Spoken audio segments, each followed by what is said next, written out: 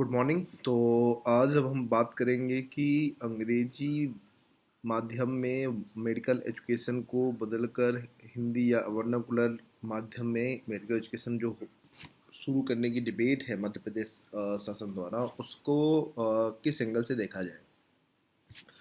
तो सबसे पहले हम देखते हैं कि अंग्रेजी में जो मेडिकल एजुकेशन है उनके उसको देखने का जो दो मोटे मोटे एंगल हैं, जो दो क्रिटिसिज्म है एक तरीके से देखा जाए, वो दो मेजर क्रिटिसिज्म क्या है जो वर्नाकुलर लैंग्वेज वाले करते हैं या वो लोग करते हैं जो चाहते हैं कि वर्नाकुलर लैंग्वेजेस या स्पेशली हिंदी में मेडिकल एजुकेशन या अदर एजुकेशन लिटरेचर शुरू होना चाहिए।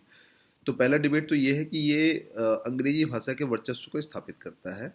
अंग्रेजी भाषा के वर्चस्व को स्थापित करता है इन द सेंस कि आपको अगर कोई अच्छा एजुकेशन लेना है तो आपको अंग्रेजी सीखनी पड़ेगी। और अंग्रेजी चूँकि किसी पर्टिकुलर देश की भाषा है तो उस भाषा का पूरी दुनिया में यूनिवर्सलाइजेशन हो रहा है। और वो देश जो अपनी देश की भाषा ना छोड़कर अंग्रेजी भाषा में हायर एजुकेशन लेते हैं तो अपनी भाषा से कहीं ना कहीं पीछे रह जाते हैं और अंग्रेजी भाषा को प्रमोट करते हैं, अंग्रेजी भाषा का वर्चस्व स्थापित होता है। तो ये इसको अगर देखा जाए तो एक मामले में सही है। सही किस सेंस में है, चूँकि जो भी मॉडर्न साइंसेस है, मॉडर्न एजुकेशन जिसको बोल सकते हैं हम लोग, उसकी ज़्यादातर की जो विकास हुआ, जो डेवलपमेंट हुआ है, वो अंग्रेजी भाषी लोगों के द्वारा किया गया है। तो चूंकि अंग्रेजी भाषी लोगों के द्वारा ही किया गया है तो स्वभावतः उनकी ज़्यादा अच्छी पकड़ है। तो वो एजुकेशन सिस्टम में खासतौर से हाई जो मॉडर्न साइंसेस है, मॉडर्न एजुकेशन है, उसमें उनकी होल्ड ज़्यादा है। ये तो हुआ अंग्रेजी वर्चस्व का एक एंगल, होप मैं समझा पाया हूँ। दूसरा एंगल है पूंजीवाद, कैपिटलिस्टिक एंगल बोला जाता है जिसको। इसको आप इस तरीके से समझें कि दुनिया में किसी पर्टिकुलर चीज़ की अहमियत स्थापित कर दी जाए और उस अहमियत को स्थापित करने के बाद उसकी एक कीमत निश्चित कर दी जाए कि इतनी कीमत में इसको बेचा जाएगा, और उसकी कीमत इस तरीके से रखी जाए कि वो मुश्किल से 5-10% लोगों के हाथ में ही रह पाए। तो ऐसी व्यवस्था में 95%, 90-95% लोग बाहर हो जाते हैं।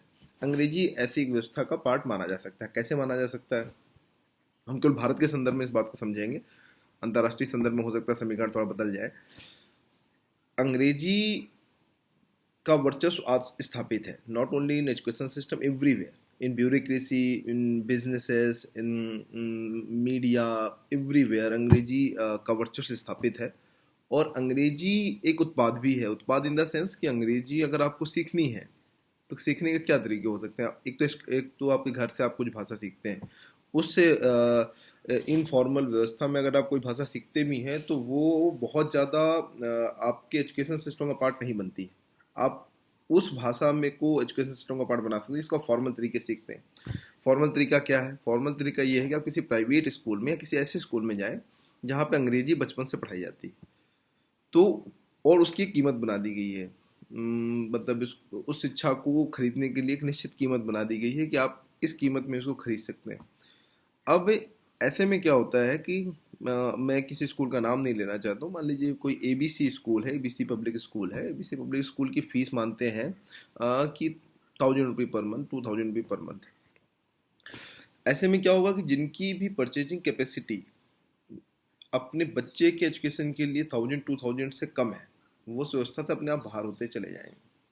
और जब वो बाहर होते चले जाएंगे तो चूंकि उन्हें अंग्रेजी भाषा में पकड़ नहीं है, इसलिए वो हायर एजुकेशन में जाकर बिल्कुल लैक करते चले जाते हैं, कॉन्फिडेंस लूज करते चले जाते हैं और व्यवस्था से बाहर हो जाते हैं। तो इस तरीके देखा जाए तो दो व्यवस्थाएं विकसित हुई। एक तो हुआ कि अंग्रेजी भाषा का वर्चस्व स्थापित हो रहा है modern sciences and modern education में। दूसरा ये कि जो कैपिटलिस्टिक एंगल है एक कि जिनके हाथ में पूंजी है वही उस व्यवस्था में रूल कर पाएंगे, क्योंकि रूल करने के लिए हमने निश्चित सिस्टम से डेवलप कर दिया अंग्रेजी का, और अंग्रेजी तक पहुंच उन्हीं के जिनके पास पैसे हैं। आप इस बात को इस तरीके से समझें कि भारत का मुश्किल से 7-8% ही फॉर्मल बिजनेसेस हैं या फॉर्मल एम्प्लॉयमेंट है। बाकी 92-93% एम्प्लॉयमेंट जो है इनफॉर्मल है। तो जब इनफॉर्मल हम कहते हैं तो यानी उनकी परचेजिंग कैपेसिटी इतनी ज़्यादा नहीं होती कि वो प्राइवेट स्कूलों में या ऐसे स्कूलों में अंग्रेजी शिक्षा की पहुंच बढ़ाए। तो अगर अब इसको हम अब स्टेटिस्टिकली अगर देखें तो भारत के 90% लोग ऐसे हैं जिनकी पहुंच अंग्रेजी तक इस लेवल में नहीं है कि वो उसमें हायर एजुकेशन ले सकें। हो सकता है उनको ABCD आता हो, बट वो उस लेवल में अंग्रेजी उनकी नहीं है कि वो हायर एजुकेशन ले सकें। तो अगर आप हायर एजुकेशन केवल इंग्लिश मीडियम में रखेंगे तो वो 90% लोग व्यवस्था से अपने आप बाहर हो जाएंगे। यानी 90% लोगों में से अगर कोई ऐसा व्यक्ति है जिसका एप्टीट्यूड मेडिकल को समझने के लिए बहुत बेहतर है, यानी एक अच्छा डॉक्टर बनने की क्षमता रखता है, लेकिन उसके पास भाषा बोध नहीं है अंग्रेजी का, किसी भी कारणवश हो सकता है, वो भाषा बोध नहीं है, तो वो डॉक्टर नहीं बन सकता है। उसकी तुलना में वो डॉक्टर बन सकता है जिसका एप्टीट्यूड मेडिकल एजुकेशन के लिए जीरो है, बट उसके पास अंग्रेजी का अच्छा जानकारी, इसलिए वो बन सकता है। तो मेरा एक विषय ये है। अब इन दोनों विषयों से भारत जैसे व्यवस्था में क्या होगा कि जो 90% लोग हैं जिनकी अंग्रेजी तक पहुंच नहीं है किसी भी कारणवश, वो व्यवस्था से बाहर हो जाते हैं।